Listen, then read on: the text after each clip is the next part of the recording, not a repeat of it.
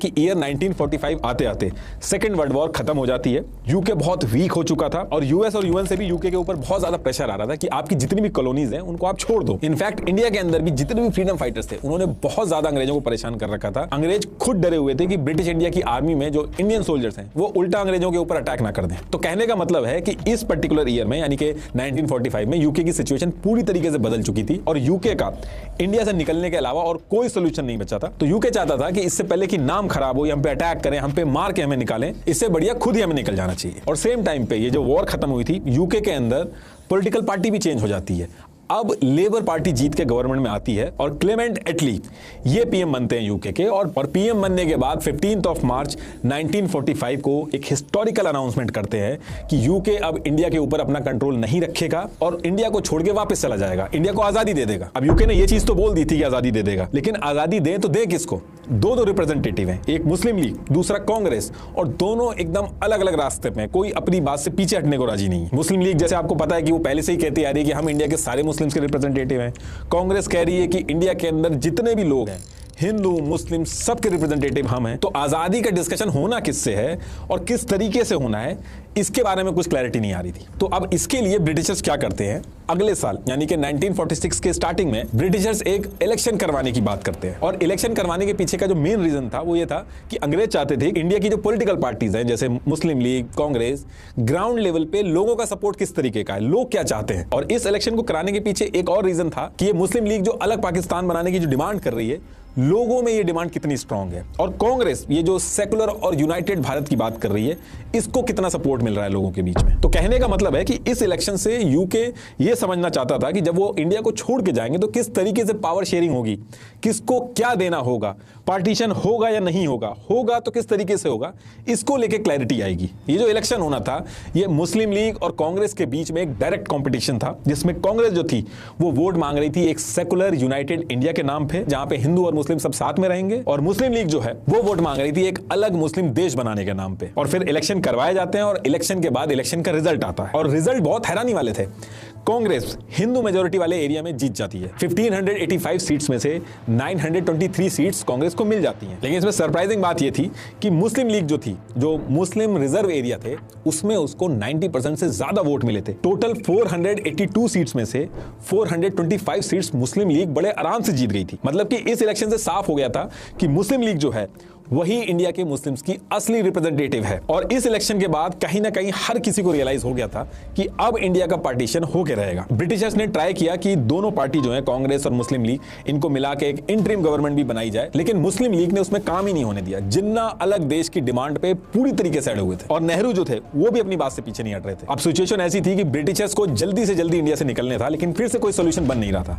तो यूके ने क्या किया, यूके ने अपने 3 कैबिनेट मिनिस्टर इंडिया भेजे ताकि इंडिया के अंदर एक सोल्यूशन निकाला जा सके, और इसको कैबिनेट कमीशन बोला गया। तो अब 24 मार्च 1946 को यूके से ये तीनों कैबिनेट मिनिस्टर जो थे वो इंडिया पहुंच जाते हैं ताकि ये डिसाइड हो सके कि कैसे आगे इंडिया के अंदर सरकारें चलेंगी, पॉलिटिकल पार्टी चाहती क्या है, कॉन्स्टिट्यूशन कैसा होगा, पावर डिस्ट्रीब्यूशन किस तरीके से किया जाए।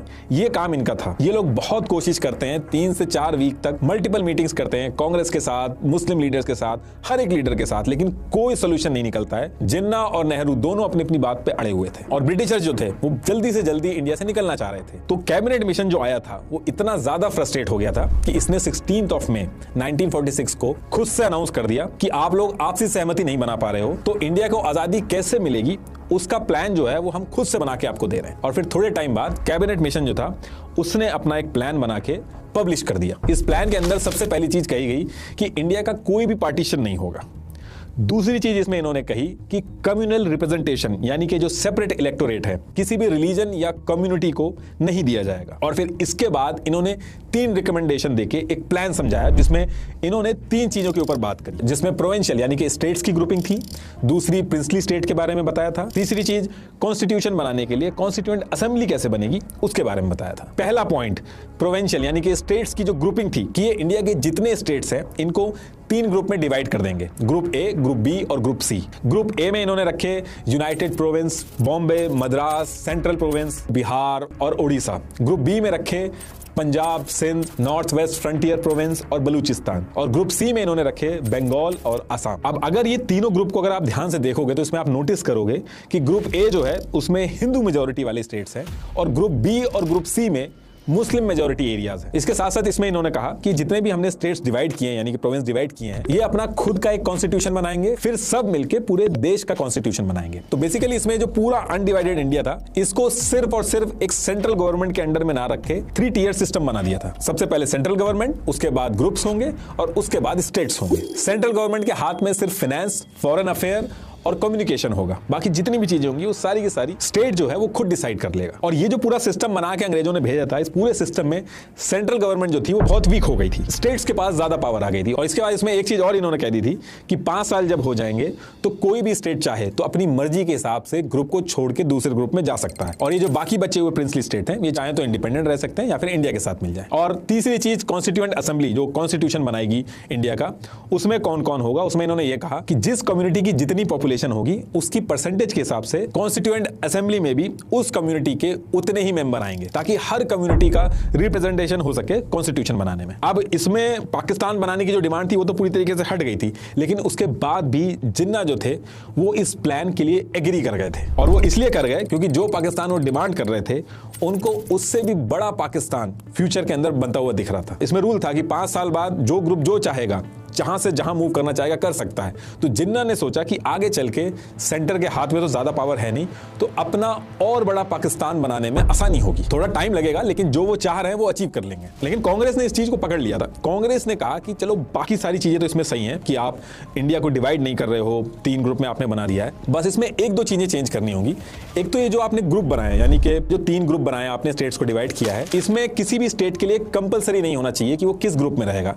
ये चीज बोली कांग्रेस ने। कांग्रेस के हिसाब से ये होना चाहिए कि ये जो आपने 3 ग्रुप बनाए हैं कोई स्टेट किसी भी ग्रुप में जाना चाहे तो वो कर सके, इसको मैंडेटरी नहीं होना चाहिए। अब ये चीज अगर हो जाती तो इससे जिन्ना का जो सपना था वो टूटता हुआ दिख रहा था। और इसके साथ साथ कांग्रेस ने कहा कि ये जो आपने सेंटर के हाथ में पावर दी है बहुत ही कम दी है, इसको और स्ट्रॉन्ग करना चाहिए सेंटर को, क्योंकि अभी भले ही आप यूनाइटेड इंडिया बना दे रहे हो लेकिन अगर सेंटर के हाथ में पावर नहीं हुई तो आगे चल के देश टूटेगा, क्योंकि स्टेट जो है वो अपनी मनमानी करेंगी। अब कांग्रेस की ये जो 2 डिमांड थी इसको लेकर ब्रिटिशर्स काफी हद तक एग्री हो गए थे, लेकिन जिन्ना जो थे उनका प्लान जो था वो पूरी तरीके से फेल हो रहा था इन सब चीजों को करने से। तो जिन्ना जो थे जो इन्होंने पहले हाँ कर दिया था वो इस कैबिनेट मिशन से जो पूरा प्लान था इससे बैकआउट कर देते हैं। अब मुस्लिम लीग अगर बैकआउट कर देती है और कांग्रेस भी नहीं मान रही थी तो ब्रिटिशर्स कहते हैं कि कोई बात नहीं, आप इसको आके ज्वाइन करिए, कॉन्स्टिट्यूएंट असेंबली का पार्ट बनिए, कॉन्स्टिट्यूशन बनाना शुरू करिए, बाकी चीजों पे डिस्कशन हो जाएगा। तो कांग्रेस तो ब्रिटिशर्स की बात मान के कॉन्स्टिट्यूएंट असेंबली वगैरह में काम करना स्टार्ट कर देती है, लेकिन मुस्लिम लीग जो थी वो अब एकदम अलग रास्ते पे निकल जाती है। जिन्ना जो थे वो गुस्सा होके 29 जुलाई 1946 को मुस्लिम लीग की वर्किंग कमेटी की एक इंपॉर्टेंट मीटिंग रखते हैं। इसमें ये कहते हैं कि ये जो इंडियन नेशनल कांग्रेस है ये मुस्लिम्स की जो जेन्युइन डिमांड्स हैं उनको नजरअंदाज कर रहे हैं और अपनी मनमानी कर रहे हैं, और अगर इन लोगों ने हमारी बात नहीं मानी तो 16 अगस्त 1946 को डायरेक्ट एक्शन के रास्ते हम अपना हक लेंगे। अभी डायरेक्ट एक्शन का मतलब क्या था उस पर्टिकुलर टाइम पे तो नहीं समझ में आया था, वो आगे चल के अभी समझ में आएगा, लेकिन इतना समझ में आ रहा था कि 16 अगस्त को सारे मुस्लिमों को वो रोड पे उतरने को कह रहे थे। उस टाइम पे बंगाल के अंदर मुस्लिम लीग जो थी वो पावर में थी। हुसैन शहीद ये बंगाल को हेड कर रहे थे और मुस्लिम लीग के मेंबर भी थे। तो इन्होंने क्या किया था, एक स्टार ऑफ इंडिया नाम से न्यूज़पेपर था, इन्हीं के एमएलए का था, तो इन्होंने 16 अगस्त 1946 को जो डायरेक्ट एक्शन डे का प्लान था कि क्या क्या होगा और वो सारी चीजें लोगों पे पहुंचाने के लिए इसी अखबार में पूरा का पूरा प्लान पब्लिश कर देते हैं ताकि मुस्लिम लीग के जो सपोर्टर हैं वो इकट्ठा हो जाएं। अब इसके बाद 16 अगस्त की जब डेट आती है